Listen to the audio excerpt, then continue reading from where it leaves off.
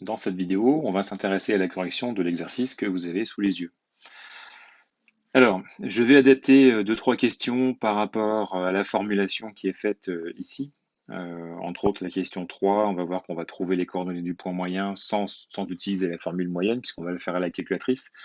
Et on va voir également que la question 5 et la question 6, il y a des choses que l'on va faire avec la calculatrice directement, sans forcément passer par des applications papier. Bien. Alors, donc le tableau suivant donne la valeur en euros du taux horaire brut proposé à l'embauche de nouveaux personnels dans un hypermarché entre 2008 et 2016.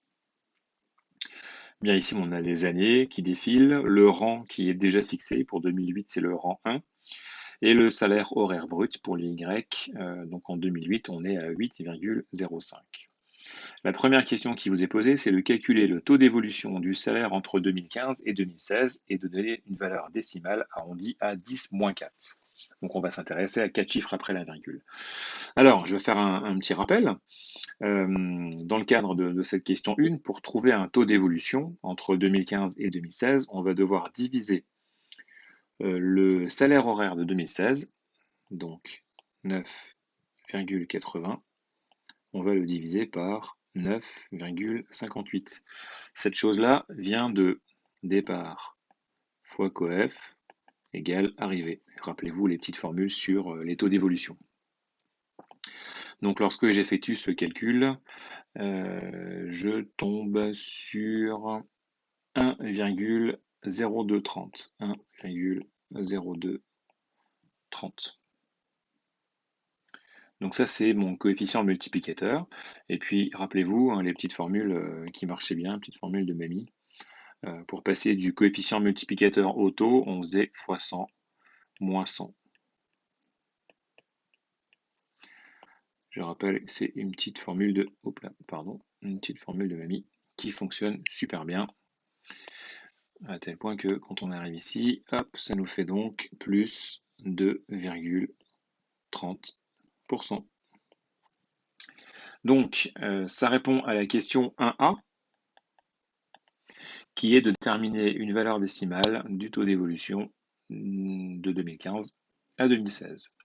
La question 1B, quelle sera en 2017 la valeur du salaire horaire brut arrondi au centime s'il subit une augmentation de 1,3%.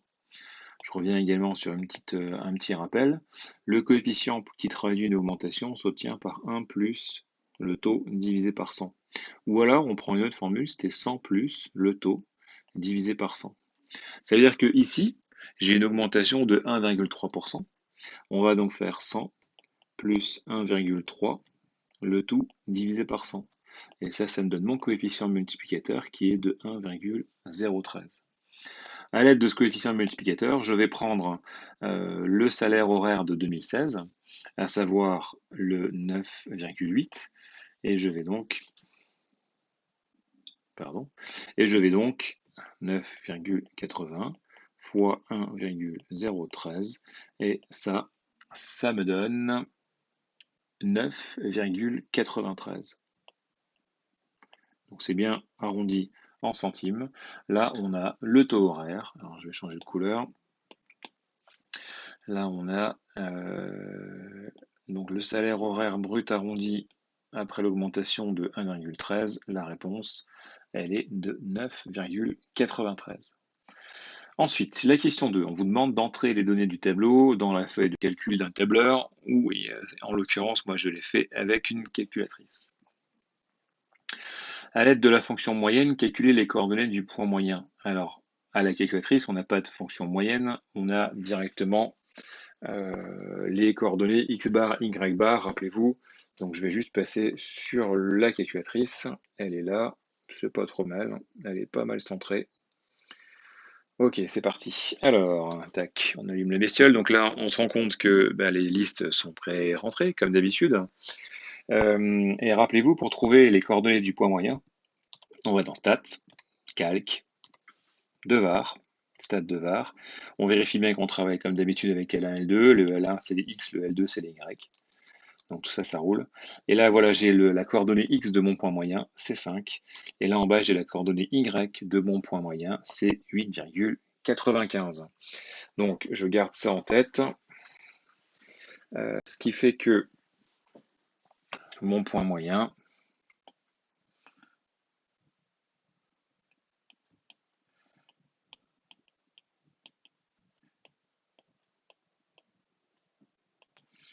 alors il a pour coordonnées 5 et 8,95. Voilà ce que j'ai directement obtenu à l'aide de la calculatrice. Ça aurait été exactement la même chose si on avait utilisé la formule moyenne sur un tableur. Ensuite, à la question 4, on vous demande de tracer le nuage de points. Alors, comme ici, il est marqué en y intégrant le point moyen, ça suppose qu'il vous demande de le faire sur une feuille. Alors là, on va le faire un petit peu, on va le faire à la calculatrice directement. Donc, je vais récupérer ma fenêtre. Mon tableau commence au niveau des X à 1 et se termine à 9. Donc, je vais paramétrer ma fenêtre pour voir un tout petit peu plus large comme d'habitude, de 1 à 10. Mes Y commencent à 8,05 pour s'arrêter à 9,80. On peut donc commencer à 8 et finir à 10, et puis on peut se déplacer tous les 0,5. Ça nous permet d'avoir un joli petit graphe. Il y a une petite fonction là qui traîne, qui n'a rien à faire là, donc je vais simplement supprimer son graphique, sa représentation graphique, voilà, et donc, pardon, ça ne veut pas, on va la supprimer directement, voilà, et donc le graphique, vous avez ici le nuage de points sur la calculatrice qui s'affiche. Donc ça répond à la question 2. Il y a une deuxième petite partie de la question 2, on vous dit de placer le point moyen. Alors, rappelez-vous, dans la fenêtre, j'ai commencé en 0 et j'ai gradué tous les 1. Et en Y, j'ai commencé à 8 et j'ai gradué tous les 0,5. C'est-à-dire que si je me déplace ici, je vais me positionner sur mon Y qui vaut 5, il est là, et on me demande de placer le point moyen. Hop, la coordonnée Y du point moyen, c'était 9, 8,95. Donc voilà le point moyen, vous le voyez ici clignoté, que vous devez placer dans votre graphique si vous le faites directement sur une feuille. Bien. Question 3. À l'écran de la calculatrice, on affiche les valeurs A et B de l'équation y égale à x plus b de la droite d'ajustement, écrire cette équation, etc., etc. Donc, comme d'habitude, on retourne dans Stats, dans Calc, on s'intéresse à l'équation ax plus b de régression linéaire. Tac, les x c'est bien L1, les y c'est bien L2, tout va bien. Et voilà les deux coefficients qui sont à donner. Est-ce qu'il y a des indications? Non, il n'y a pas d'indication. Écoutez, on va s'amuser un peu, on va laisser pas mal de chiffres, on va donner 4 chiffres après la virgule, donc 0,2183 pour le A et 7,8617, on va arrondir, pour le B. Donc ça, on le garde dans un petit coin de notre tête, ça pourrait être intéressant. Donc, le nuage de points, il est tracé. On va maintenant tracer la droite d'ajustement affine. Donc, je retourne dans mon X et je vais rentrer ici l'équation de ma droite. Donc, 0,2183. Donc ça, c'est le coefficient A donné par la calculatrice juste avant, dans le mode stat, plus le petit coefficient B, 7,8617. C'était le petit b aussi de toujours mon équation régline à x plus b. Tac, et là, vous avez une droite qui vient s'afficher et qui passe vraiment bien comme il faut dans mon nuage de points. Donc ça répond à la question 5A, tracer la droite d'ajustement affine. Je fais juste une petite parenthèse, vous pouvez trouver sur mes vidéos aussi une vidéo qui permet de savoir comment est-ce qu'on trace une droite à partir de son équation. Il faut aller chercher dans les programmes de seconde générale. La question 5B, le point moyen appartient-il à cette droite? Alors, évidemment, si on se balade ici, avec la fonction trace, il est passé où? Il est là, voilà. J'obtiens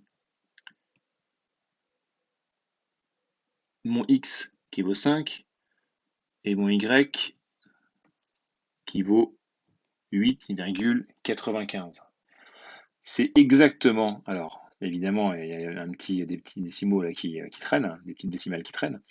Mais c'est exactement, si on s'intéresse juste à 8,95, la valeur que l'on avait retenue pour les coordonnées du point moyen, 5 et 8,95. Et là, je me situe bien sur mon équation de droite, vous le voyez affiché là-haut. Donc ça veut dire que mon point moyen appartient bien à cette équation de droite. On aurait pu très bien aussi faire le calcul directement. Donc 0,2183 fois 5 plus 7,8617 et on se rend compte qu'on obtient 8,9532. C'est exactement le 8,9532 que j'avais ici. C'est exactement le même si vous le photographiez. Et si vous revenez sur la fenêtre de calcul, c'est bien évidemment la même chose. Donc le point moyen appartient bien à cette droite. La dernière question qui est posée, c'est de déterminer à l'aide de cet ajustement affine une estimation du salaire horaire brut pour l'année 2018.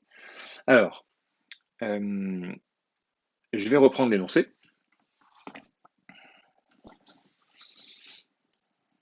Et en fait, on va juste poursuivre un tout petit peu le tableau qui est là. De la façon suivante. Alors, c'est pas super droit, mais imaginons que là, on est 2017 et là, on est 2018. C'est-à-dire qu'au niveau de mes x, et bien là, je serai en 10 et là, je serai en 11. Et c'est précisément ce 11 qui m'intéresse. C'est lui qui m'intéresse. OK?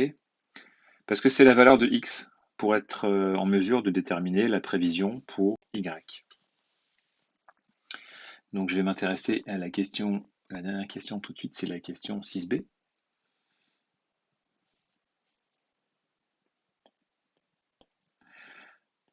Pour x égale 11, on a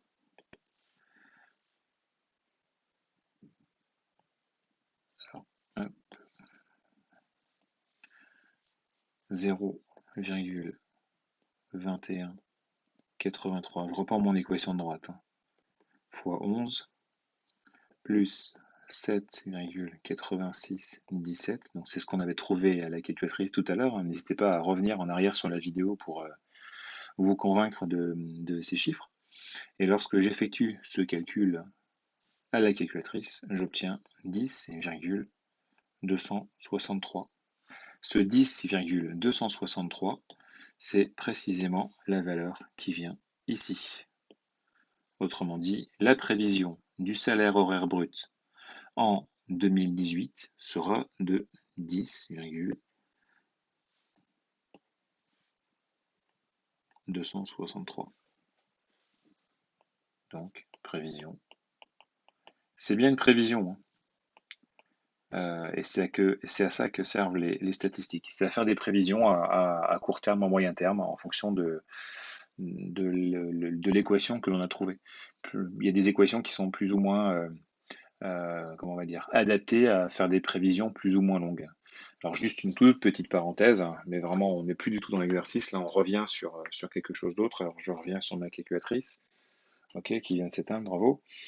Par rapport à cette fiabilité des réponses, quand vous faites le calcul, là, quand vous allez sur règle à x plus b, vous avez, je l'avais déjà évoqué dans d'autres vidéos, un petit coefficient là, le R, c'est un coefficient de corrélation. Plus il est proche de 1, plus les prévisions vont être fiables. Donc là, on est à 0,9978, on est vraiment pas mal du tout.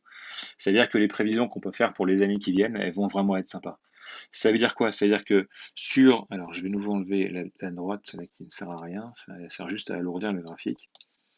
Hop, non, toujours pas, excusez-moi.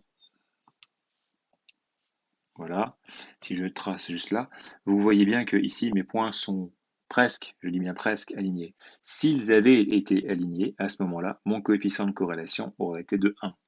Plus ils vont être dispersés, plus mon coefficient de corrélation va se rapprocher de 0. Donc ici on était à 0,99, c'est vraiment pas mal, c'est-à-dire que les points sont vraiment très proches de la droite, celle que l'on a tracée tout à l'heure, que je vais remettre ici. D'ailleurs quand on le voit tracé, on voit très bien qu'ils sont vraiment juste à côté. Et voilà pour cette correction de cet exercice.